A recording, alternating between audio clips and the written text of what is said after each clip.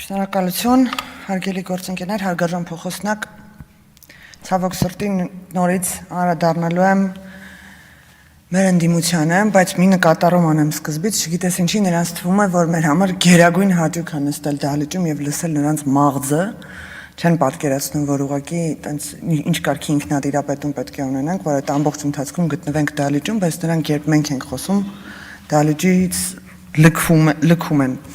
Ես երկար եմ մտածել, թե ինչի օրինակ Լեռնային Ղարաբաղի մեր հայրենակիցները ունեն դժգոհություն կոնկրետ այն աջակցության ծրագրերի վերաբերյալ, որոնք որ կարող էին ամբողջությամբ իրենց խնդիրները փակեն, տեխնիկական մնացած հարցերը հանած։ Ես հասկացել եմ, մեր ընդդիմությունը տեխնիկապես որոշել է մի քաղաքականություն իրականացնել, տարածել հնարավոր բոլոր ապատեղեկատվության միջոցները աջակցության ծրագրերի վերաբերյալ, հետո գալ դրա այդ ապատեղեկատվության արդյունքները քննադատել, ասել արցախցիները չեն օգտվում ծրագրերից։ Այսօր մեր հարգելի գործընկեր Գառնիկ Դանելյանը հերթական ապատեղեկատվության շարքը բստրեց եւ ես ստիպված եմ ամբողջությամբ հերքել այնինչ ասել էր նա։ Նախ առաջինը լեզվամտածողության մասին, վերականգնել ծրագրերը դադարեցվել են, ծրագրերը չեն դադարեցվել, ծրագրերը վերափոխվել են։ 115,000 քաղաքացիներից Լեռնային Ղարաբաղի բռնի տեղահանվածներից ընդամենը 53,000-ն է այժմ դառնալու շահառու, իսկ մյուս մասով տեղի է ունենալու անապահովության գնահատական, այսինքն ընտանիքը գնահատվելու է անապահովության մեխանիզմներով, թե ինչպիսի անապահովության սանդղակին է պատկանում եւ ըստ այդմ ստանալու է աջակցություն։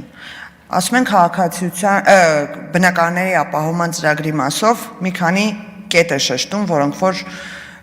խնդիր են առաջացրել եւ ամբողջությամբ մանիպուլացվող կոնե լավ ուսումնասիրեիք խնդիրները, մի քիչ շատ շփվեիք այդ քաղաքացիների հետ, ձեզ ավելի մանրակրկիտ կասեին խնդիրները։ Ասում եմ, բանկերը մերժում են, որովհետեւ քաղաքացիները սև ցուցակներում են հայտնված։ Բանկերը մերժում են միայն այն հատվածը, որը քաղաքացին հավելյալ է ուզում, այն հատվածը, որը որ պետությունն է տրամադրում, պետությունը երաշխավոր է կանգնում եւ բանկը տեղ սև ցուցակը հաշվի չի առնում։ Հավելյալ գումարը, երբ քաղաքացին ուզում է գումարի համար, այդ խնդիրն է միայն, այդ խնդիրն է լուծվելու է մոտակա 1-2 ամսվա ընթացքում։ Ասում է, պետությունը քաղաքացիությունից զրկեց Լեռնային Ղարաբաղի մեր հայրենակիցներին։ Մի հատ եկեք լոգիկայով դնենք իրար հերթականությամբ։ Այս մարդիկ ասում են Արցախի հանրապետություն, այս մարդիկ ասում են Արցախը անկախ պետություն է եղել, այս մարդիկ ասում են Արցախի եղել է սահմանադրություն, նախագահ, հիմա էլ ուզում են այդ նախագահին վերագործարկեն Հայաստանում, բայց այդ ամեն ինչը չեն արել տեղի քաղաքացիները, այսինքն Լեռնային Ղարաբաղի քաղաքացի հասկացողություն չի եղել, բայց եղել է այն ամեն ինչը, ինչ որ իրանք շեշտում են, եղել է Հայաստանի Հանրապետության քաղաքացի։ Ժողովուրդ ջան, կողմնորոշվեք, քաղաքացին մենակ իրավունքների մասին չի, քաղաքացին նաև պարտականությունների մասին է, ընտրվելու, բանակում ծառայելու։ Իսկ